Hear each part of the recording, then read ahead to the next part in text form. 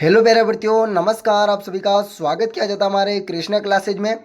जैसे कि आप सभी को बताया, जो सीईटी का पेपर होने वाला है वो जल्दी होने वाला है। उसके लिए हम राजस्थान जीके के टॉप महत्वपूर्ण जीके के साथ चर्चा करेंगे।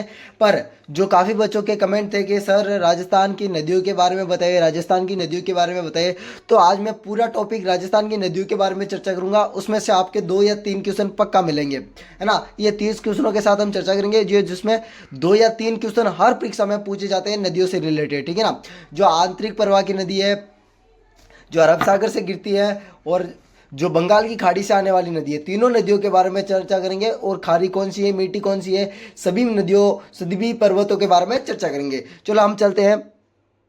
आपके सामने आपका पहला क्वेश्चन शुरू करते हैं। इससे पहले आप सभी को बता दूं, अभी तक आपने कृष्णा क्लासेज को सब्सक्राइब नहीं किया तो सब्सक्राइब करना है, वो बेल आइकन को भी प्रेस कर दे, ठीक है ना। आपके सामने आपका पहला क्वेश्चन है स्क्रीन पर। राजस्थान में नदियों का त्रिवेणी संगम कहाँ कहाँ पर होता है?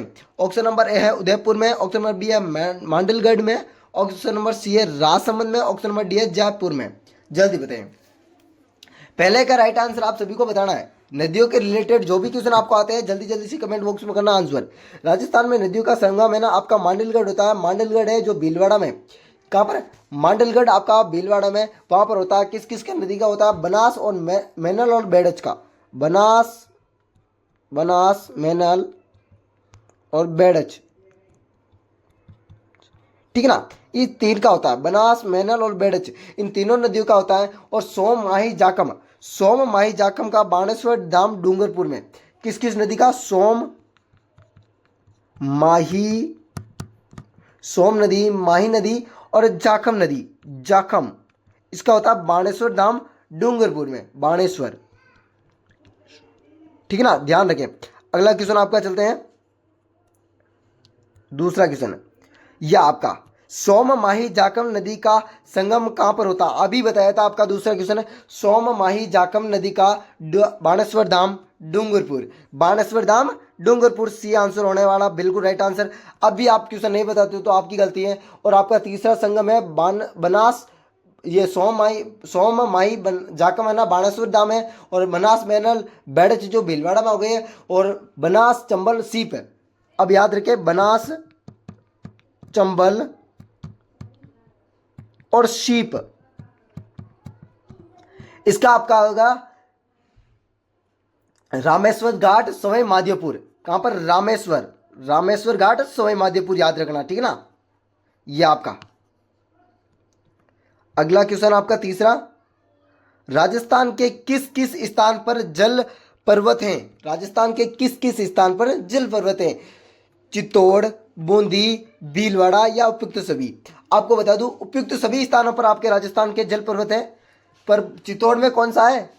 चित्तौड़ में चूलिया, चूलिया जल पर्वत, चूलिया, याद रखे, चित्तौड़ चूलिया। आपका बूंदी में है ना, वो मांगली, बीनामल जो मांगली नदी पर है, ये तो चंबल नदी पर ही है। और जो बूंदी में है ना, बूंदी में वो बीनामत, बीना तल बांधे किस नदी पर है?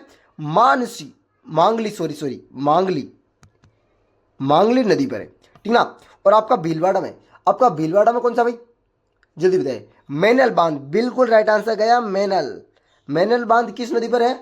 मेलन नदी पर, मैनल, ठीक है ना, ये याद रखें।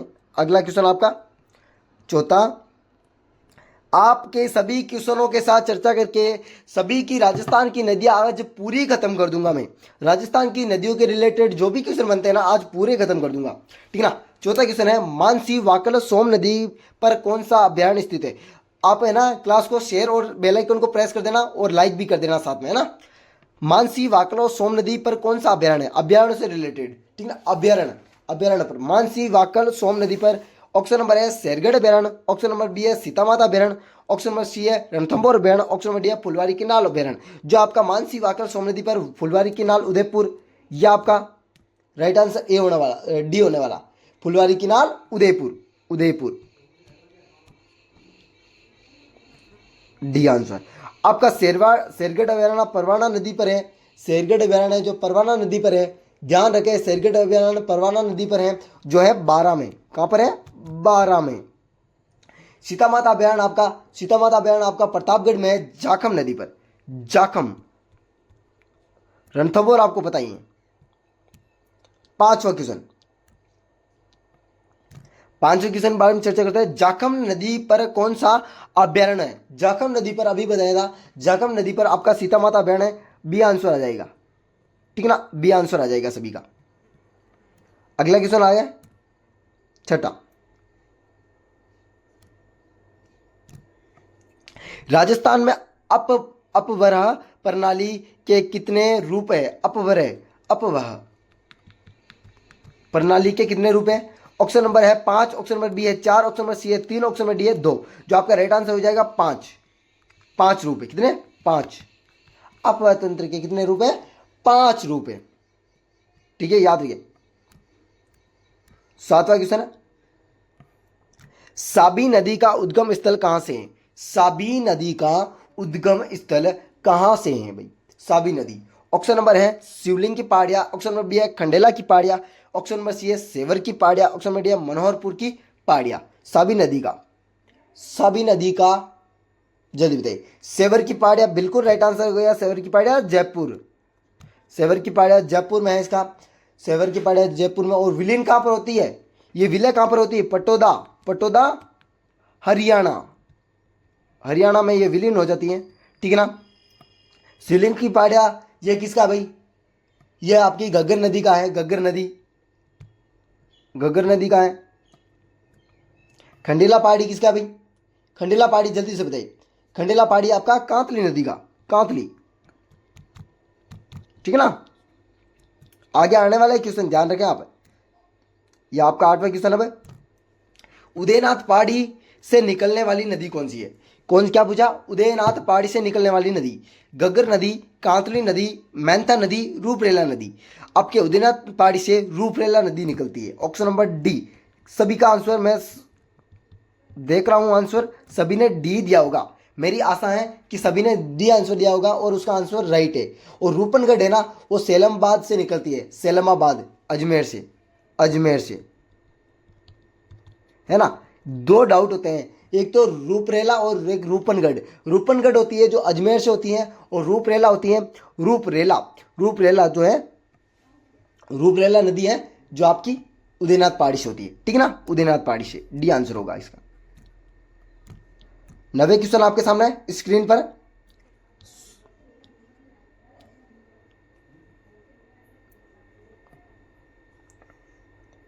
नवा क्वेश्चन आपके सामने स्क्रीन पर।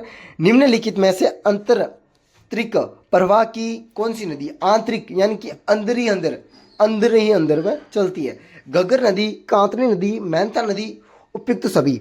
आपकी है ना आंतरिक प्रवाह में उपयुक्त सभी हो जाएगी डी। घग्गर भी है, कांतली भी है और मेंथा भी है। डी आंसर हो जाएगा उपयुक्त सभी। अगला क्वेश्चन आपके 10वें क्वेश्चन के साथ चर्चा करेंगे हम, जो लूणी नदी से संबंधित है। लूणी नदी का उद्गम स्थल कौन सा है? अभी जो राजस्थान में सभी नदियां आ चुकी है, पानी की वजह से पानी बहुत ज़्यादा है राजस्थान में। अब लगभग 30 साल तक पानी की कोई समस्या नहीं आने वाली है राजस्थान में, ठीक है ना, 30 साल तक। लूणी नदी का उद्गम स्थल कौन सा है भाई? नागपहाड़, ऑप्शन नंबर बी है पटोदा गांव, ऑप्शन नंबर सी है विजय थलपेड़िया, ऑप्शन नंबर डी है उपयुक्त सभी में से कोई नहीं। जल्दी बताइए। लूणी नदी का नागपहाड़ पुष्कर अजमेर में है। नागपहाड़ में सवाई भोज देवनारायण जी जो एक गाय चरवाने आते थे, और यहाँ नागपहाड़ का पहाड़ फेमस है जो ईंटों की पूजा करती है, और यहाँ से ईंटें ले जाई जाती है नागपहाड़ से देवनारायण जी। वहाँ देवनारायण, आप यहाँ से जुड़े, है ना। नागपहाड़ याद करने के लिए देवनारायण से जुड़े। देवनारायण से आसिंद भीलवाड़ा, और इनकी माताओं का नाम साडू खटाणी, पिता का नाम सवाई भोज, ये बगड़ावत भाई थे, है ना, याद रखे आप। लूणी नदी से कभी कभी पूछ लेता भाई। 11वां क्वेश्चन है, जोई बांध राजस्थान के किस किस जिले में बहता है? जोई बांध राजस्थान में किस किस जिले में पानी भेजता है? पाली, जालोर, बाड़मेर, उपयुक्त सभी। पाली, जालोर, बाड़मेर, उपयुक्त सभी। आपका राइट आंसर उपयुक्त सभी होगा, डी। अगले क्वेश्चन 12वें क्वेश्चन के साथ हम चर्चा करेंगे। सोम, जाखम, मेरना किसकी सहायक नदी है? जो सोम नदी है, जाखम नदी और मेरना नदी किस नदी की सहायक नदी है? ये याद रखना आपको, ठीक है ना, ये याद रखना योग्य है। लूणी नदी का, रूपनगर नदी का, जवई नदी का और माही नदी का। 12वें क्वेश्चन का राइट आंसर सभी का आना चाहिए। माही नदी बिल्कुल राइट आंसर, माही नदी। D answer. अगला क्वेश्चन आपका 13वां देखो। राजस्थान में कर्क रेखा किस नदी को कहते हैं? यह भी है, राजस्थान की कर्क रेखा भी किसे कहते हैं? लूणी नदी को, रूपनगढ़ नदी को, जवई नदी को, माही नदी को। आपका राइट आंसर सभी का आ गया होगा माही नदी, क्योंकि माही नदी आपकी राजस्थान की कर्क रेखा कहलाती है। 14वां क्वेश्चन, आप सभी का 14वां क्वेश्चन आ गया, स्क्रीन पर देखें। 14वां क्वेश्चन, निम्नलिखित में से अरब सागर प्रवाह तंत्र की नदी नहीं है। क्या बोल रहा है? निम्नलिखित में से अरब सागर अपवाह तंत्र की नदी नहीं है। ऑप्शन नंबर ए पूछा गया साबी नदी, ऑप्शन नंबर बी पूछा गया जाखम नदी, ऑप्शन नंबर सी पूछा गया जवई नदी, और ऑप्शन नंबर डी पूछा गया गगन नदी।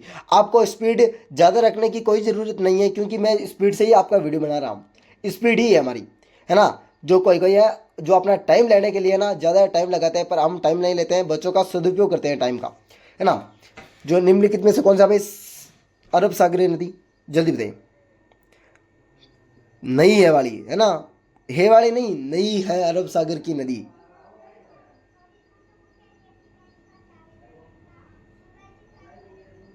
साबी नदी, जाखम नदी, जवई नदी, गगर नदी। बिल्कुल एक आंसर सब साबरमती नदी।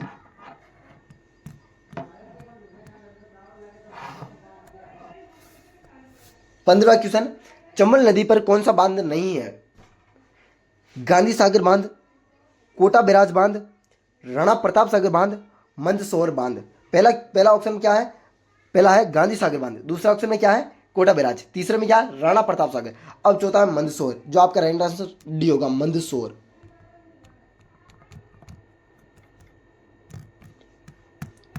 16 क्वेश्चन देखिए भाई, 16 क्वेश्चन, चंबल नदी क्या है? चंबल नदी राजस्थान में कितने किलोमीटर बहती है?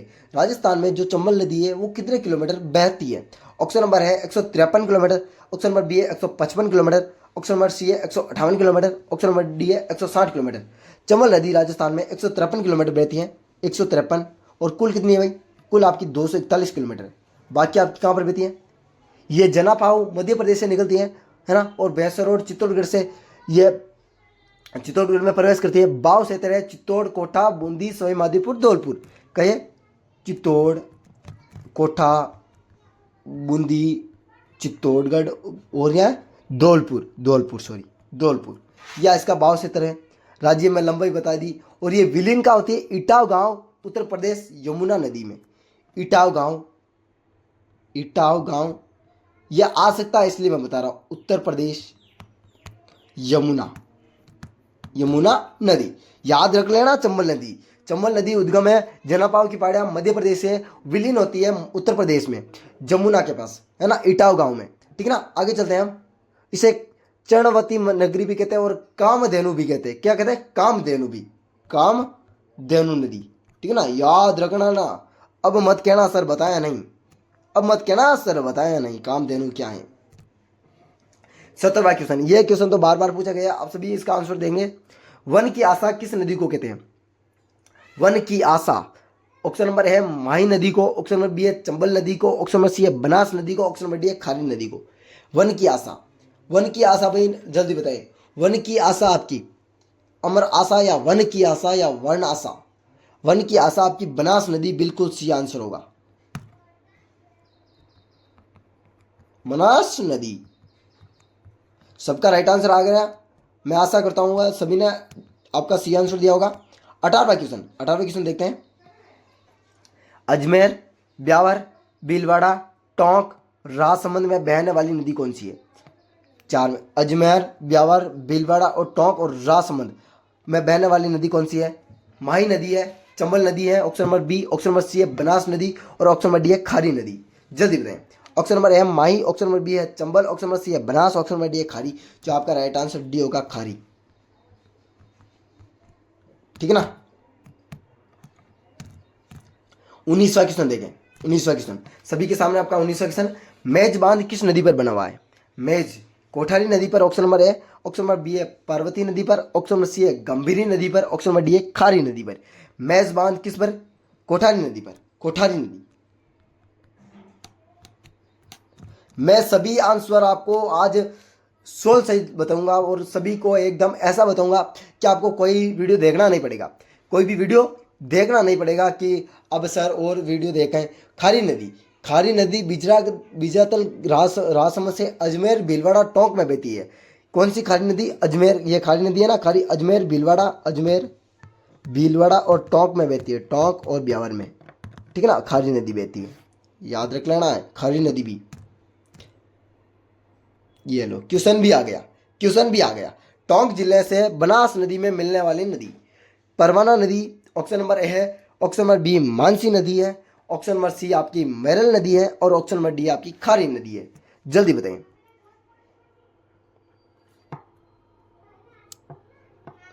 जल्दी बताइए भाई। 20वें क्वेश्चन का राइट आंसर क्या होगा? टोंक जिले में बनास नदी में मिलने वाली नदी। जल्दी बताइए 20वें क्वेश्चन का आपका राइट आंसर बताइए भाई जल्दी से।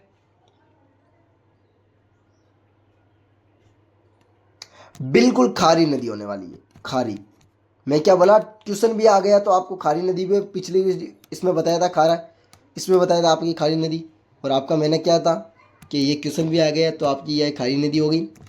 बेसिक डी आंसर होगा। अगला क्वेश्चन आपका 21वां। सबसे बड़ी खारे पानी की झील कौन सी है? क्या पूछा है? सबसे बड़ी देश की खारे पानी की झील कौन सी है? ऑप्शन नंबर है पंचभद्र झील, ऑप्शन नंबर बी है डेगाना झील, ऑप्शन नंबर सी है फलोदी झील, ऑप्शन नंबर डी है सांबर झील। और उसके साथ साथ से बताना कहां पर है आपका सांबर झील है। कौन सी? सांबर झील कहां पर है भैया? जयपुर नागौर, ठीक है ना, देश की है। ये अक्षांश क्या है इसका? उत्तरी अक्षांश, पूर्वी देशांतर, क्या अक्षांश विस्तार? ये 27.29 है, पूर्वी देशांतर है आपका 74.75 देशांतर, ठीक है ना, ये आपको याद रखना। देश में नमक कितना परसेंट? 8.7, ठीक है ना, नमक। और इसमें मेहनता, रूपनगढ़, खारी नदी, खंडेला नदी गिरती है। मेहनता, खारी, खंडेला नदी गिरती है, ठीक है ना। हिंदुस्तान नामक कंपनी भी यहाँ पर, हिंदुस्तान नामक कंपनी है जो 1964 में साल्टा सांबर परियोजना शुरू हुई थी।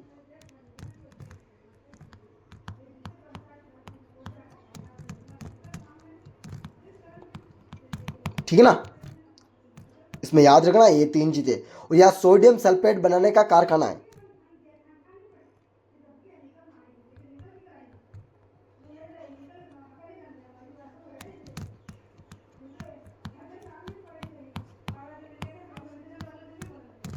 ठीक है ना। 22वां क्वेश्चन है, किस झील में खाने योग्य नमक है? किस झील में? डीडवाना झील में, ऑप्शन नंबर बी है डेगाना झील में, ऑप्शन नंबर सी है फलोदी झील में, ऑप्शन नंबर डी है सांबर झील में। जल्दी बताएं किस झील में खाने योग्य सर्वोत्तम नमक है? आपके डीडवाना झील।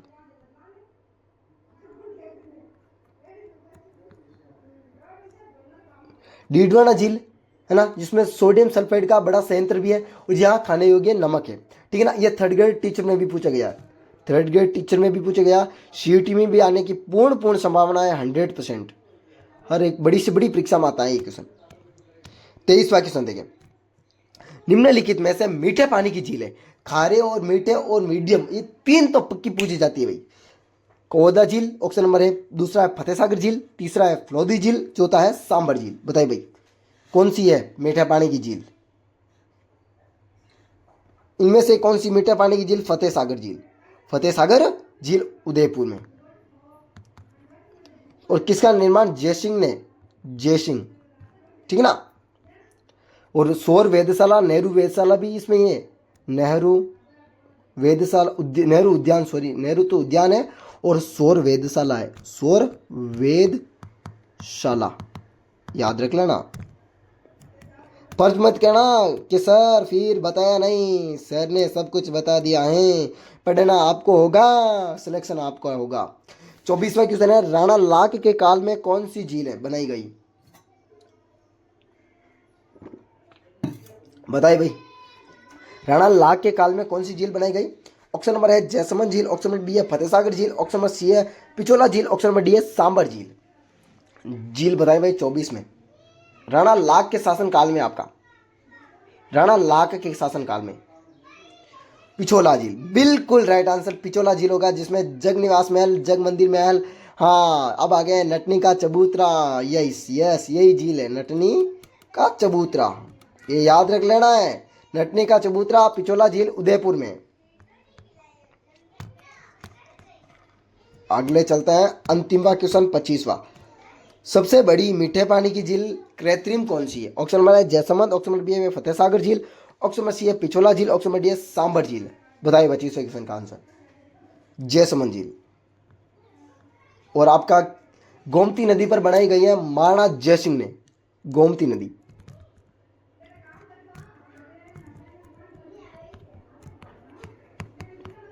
गोमती नदी आ गई और यहां महाराणा जयसिंह,